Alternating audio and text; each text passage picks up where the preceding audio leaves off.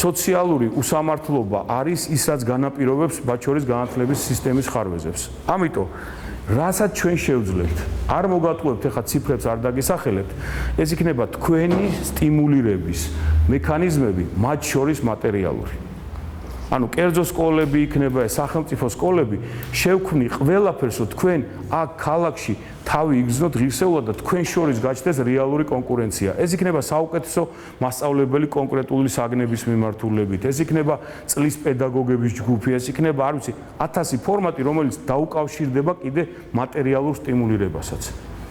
იმიტომ რომ 100 არ შეიძლება 400 ლარზე, 450 ლარზე განაკვეთის და 18 საათი თქვენ წარმოგიდგენიათ, ეხლა 1 საათი ფიტავს მე დღის განმავლობაში და ხო, 18 გაკვეთილი კვირაში არის კატასტროფა. იმ თვალსაზრისით რა ენერგია, რა მომზადება, რა ის უნდა, რა პასუხისმგებლობა უნდა. ამიტომ თქვენი სტიმულირების მექანიზმები მე მინდა რომ ჩავდო.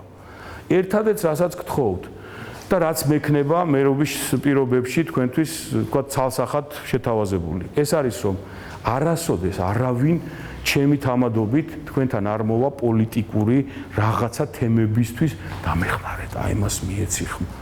კატეგორიულად გამოირიცხება ოდესმე რაიმე აქტივზე თქვენი ძალად ინიცირება, რომ იქნებ წახვიდეთ და შეხვდეთ და კი მესმის, მაგრამ აი მაინც საჭირო.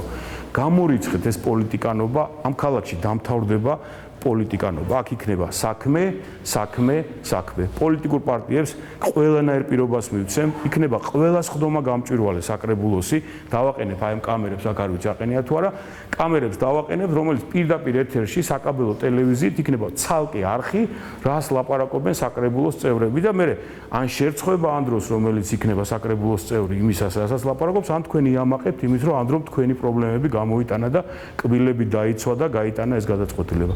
აი ეს